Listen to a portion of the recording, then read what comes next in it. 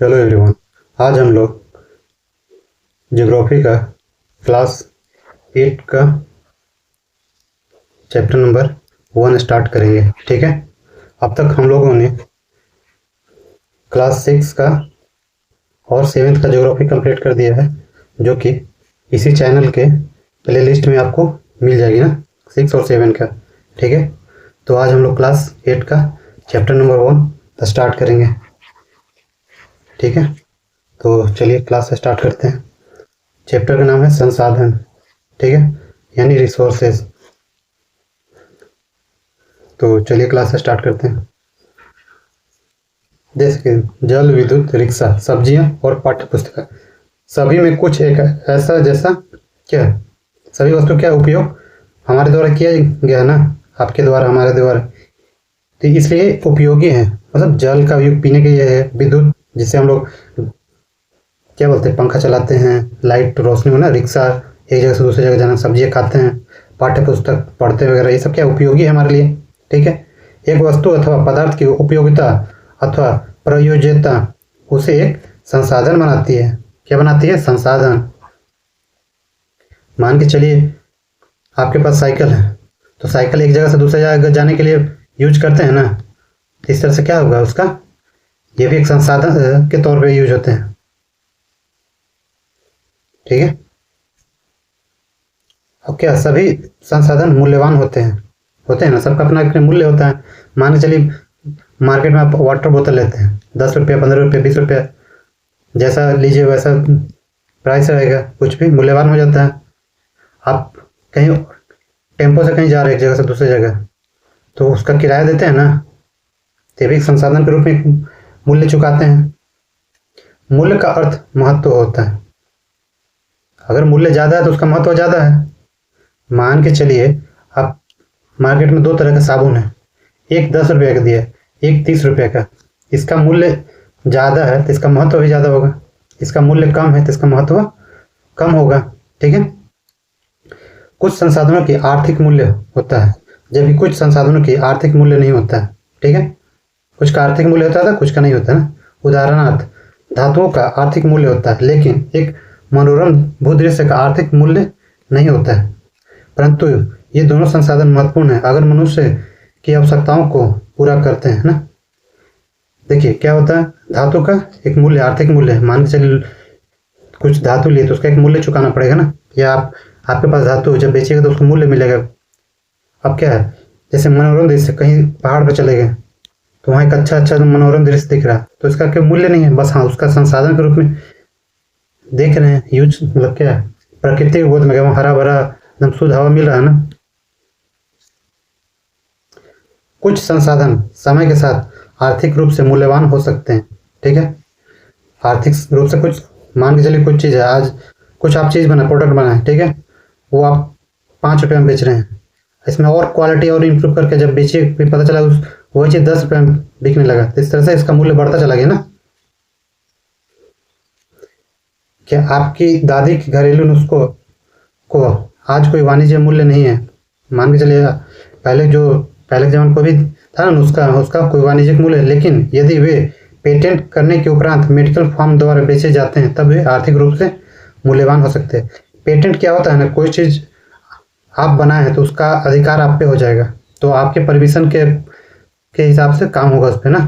जैसे यहाँ पे दिया हुआ पेटेंट का इसका तात्पर्य किसी विचार अथवा आविष्कार पर एकमात्र अधिकार से है, एक लंबे समय के लिए आपके अधिकार क्षेत्र के अंदर रहेगा, कोई दूसरा कोई यूज करेगा तो आपसे परमिशन लेकर करेगा। ठीक है, इस चीज़ को पेटेंट का मालिकाना हक रहता है इस पर। और यहाँ एक और शब्दावली, प्रौद्योगिकी। ठीक है, टेक्नोलॉजी, किसी कौशल करने अथवा वस्तु बनाने की नवीनतम ज्ञान का अनुप्रयोग प्रौद्योगिकी है ना, टेक्नोलॉजी है ना। समय और प्रौद्योगिकी 2 महत्वपूर्ण कारक है जो पदार्थों को संसाधन में परिवर्तित कर सकते हैं। दोनों लोग की आवश्यकताओं से संबंधित हैं, दोनों लोगों की आवश्यकता से ना, जैसे समय, प्रौद्योगिकी। ठीक है, लोग स्वयं ही सबसे महत्वपूर्ण संसाधन है। बात तो सही है, क्या लोग स्वयं ही एक संसाधन के रूप में है ना। ये लोग विचार और ज्ञान, आविष्कार और खोज ही है जो और अधिक संसाधनों की रचना करते हैं। मान के चलिए आज हम लोग मोबाइल यूज कर रहे थे, कि लोगों का एक आविष्कार ही है ना, और ज्ञान है तो पढ़ा रहा, विचार है, ठीक है। इस तरह से किसका खोज? लोगों द्वारा खोजा गया।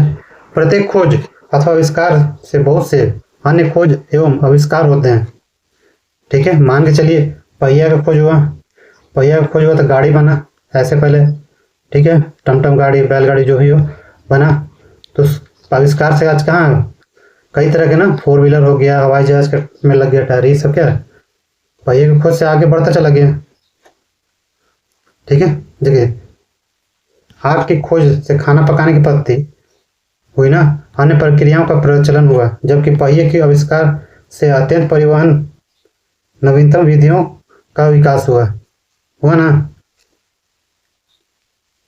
संसाधनों के प्रकार, तो संसाधन प्राकृतिक होते हैं, मानव निर्मित होते हैं, मानव भी संसाधन के रूप में है ना, ठीक है।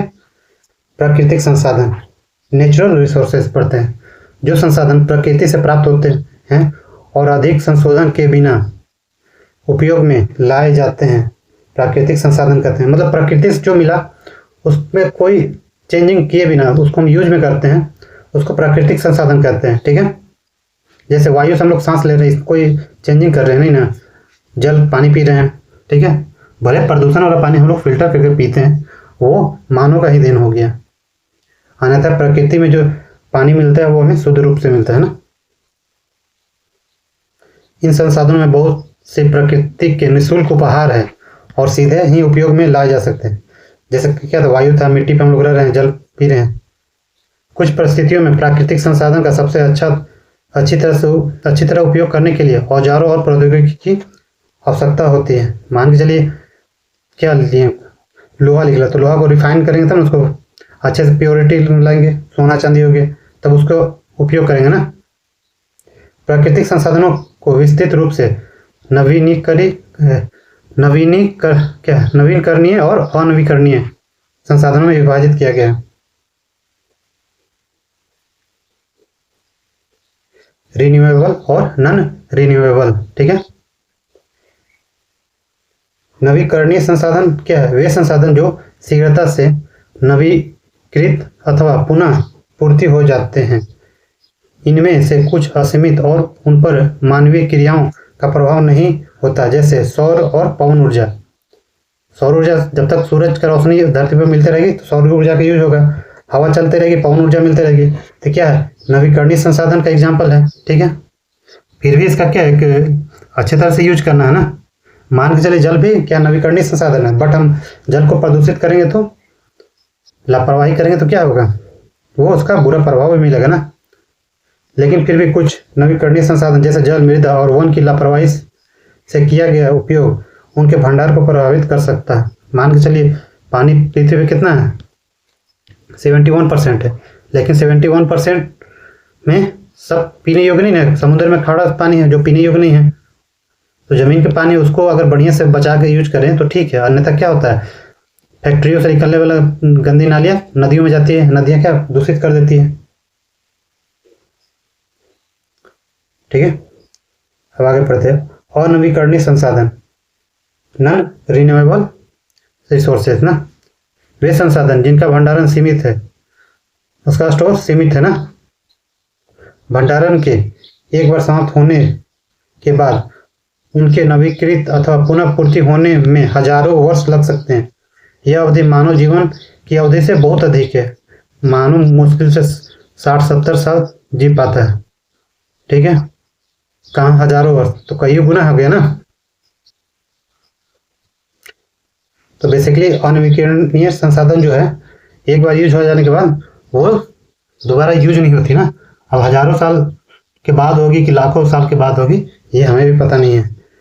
तो इसीलिए इसको अनवीकरणीय संसाधन में रखा जाता है। जैसे कोयला हो गया, पेट्रोलियम हो गया और नेचुरल गैसेज हो गया, ठीक है।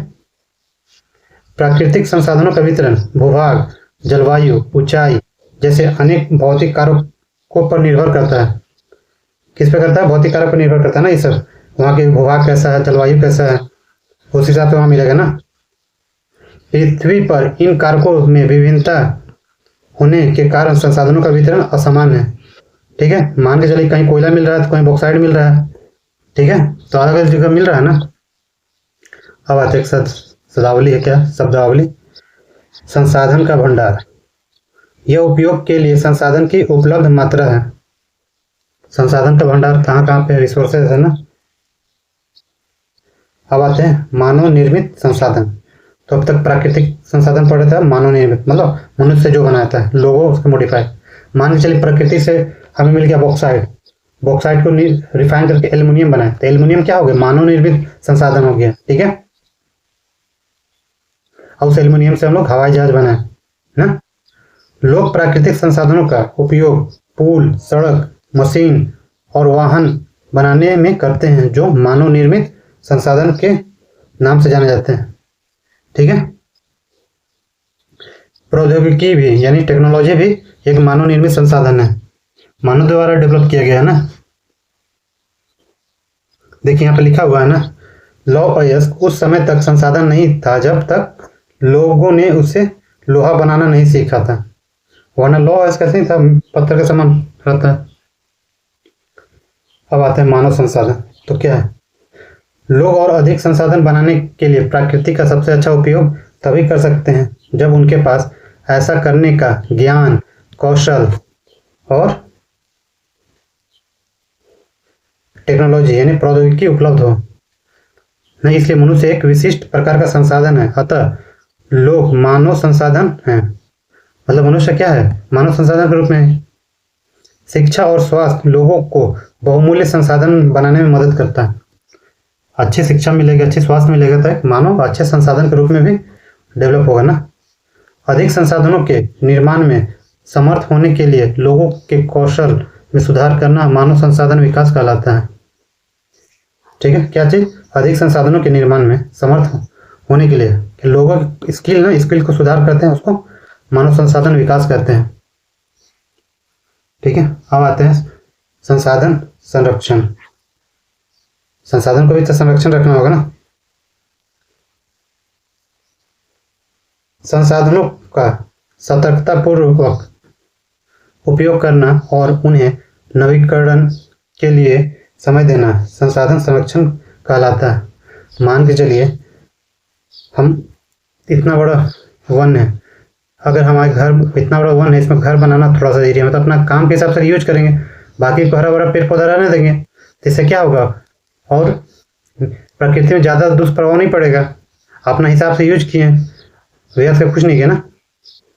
उसी तरह के संसाधनों का सतर्कतापूर्वक उपयोग करना ना, सावधानी पूर्वक, और नवीकरण के लिए समय देना, तो क्या होता है, संसाधन का संरक्षण करेंगे। मान के चलिए आज क्या है, कोयला की जगह हम लोग क्या गैस हीट क्या बोलते उसको, इंडक्शन पे खाना बना रहे हैं, तो कोयला बचत हो रहा है ना। और पेट्रोल गाड़ी या डीजल गाड़ी की जगह क्या चीज़ यूज कर रहे हैं, इलेक्ट्रिक व्हीकल यूज कर रहे हैं, तो वही तो संसाधन का संरक्षण हो रहा है। संसाधनों का उपयोग करने की आवश्यकता और भविष्य के लिए उनके संरक्षण में संतुलन बनाए रखना सतत पोषीय विकास कहलाता है ना, सस्टेनेबल डेवलपमेंट कहलाता है, ठीक है। यहाँ पे देख लेते हैं क्या है, सतत पोषीय विकास, संसाधनों का सावधानीपूर्वक उपयोग ताकि न केवल वर्तमान पीढ़ी की अपितु भावी पीढ़ियों की आवश्यकताएं भी पूरी होती रहे। मतलब हम लोग सतत पोषीय विकास पर क्यों ध्यान देते हैं। मान के चलिए आज भंडार तो सब सीमित है, मान के चलिए इतना एरिया में कोयला है पूरे विश्व में, तो ये सीमित एरिया में ही है, इसका हम लोग हिसाब से अगर करेंगे यूज, तो आने वाला भविष्य के लिए तो बचा रखेंगे ना। तो यही चीज सतत पोषीय विकास में आती है, ठीक है। संसाधनों के संरक्षण के अनेक तरीके हैं।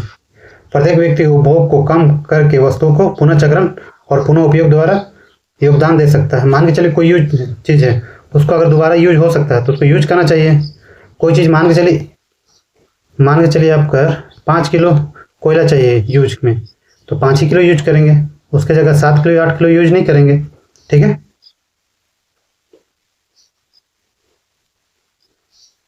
देखिए हमारी पृथ्वी और इस पर निवास करने वाले भविष्य पेड़ पौधों और परितंत्र की सुरक्षा और संरक्षण से जुड़ा है ना।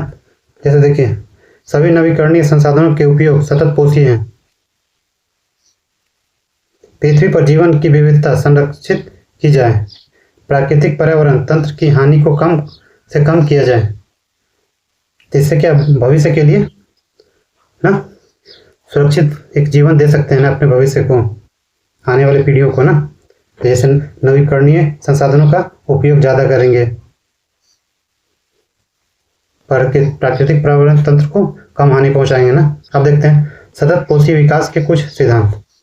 जीवन के सभी रूपों का आदर और देखभाल ना, मानव जीवन की गुणवत्ता को बढ़ाना, पृथ्वी की जीवन शक्ति और विविधता का संरक्षण करना, प्राकृतिक संसाधनों के ह्रास को कम से कम करना, मतलब प्राकृतिक संसाधनों का दोहन नहीं करना, पर्यावरण के प्रति व्यक्तिगत व्यवहार और अभ्यास में परिवर्तन। ऐसा नहीं हो कि हम लोग जंगल बचाने के चक्कर में अपना ही घर का जंगल उजाड़ रहे हैं। तो अपना भी फर्ज बनता है कि घर में भी पेड़ लगाएं, तो बगीचे में पेड़ लगाएं ना। समुदायों को अपने पर्यावरण की देखभाल करने योग्य बनाना, मतलब सामूहिक रूप से भी तो जिम्मेदारी बनती है ना, व्यक्तिगत और सामूहिक रूप से, तब जाके सतत पोषीय विकास का नींव रखाता है। इस तरह से ये चैप्टर समाप्त हुई है। अब हम लोग इसका ऑब्जेक्टिव देख लेते हैं। ऑब्जेक्टिव केवल 3 ही है ना। निम्नलिखित में से कौन संसाधन को निर्धारित नहीं करता? ठीक है, मान के चलिए कोई संसाधन का उपयोग हो रहा है तो उसका उपयोगिता होता है ना, तो ये तो है निर्धारण कर रहा है। मूल्य भी होता है, संसाधन का मूल्य भी होता है ना, लेकिन मात्रा नहीं निर्धारित करता। मात्रा मान के चलिए कम भी हो सकता है, ज़्यादा भी हो सकता है। ठीक है, निम्नलिखित में से कौन सा मानव निर्मित संसाधन है?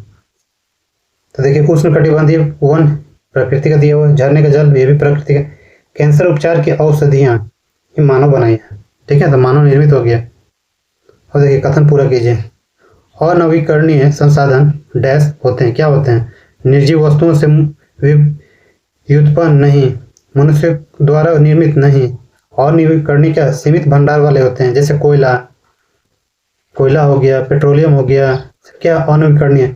जबकि सौर, पवन ये सब क्या है?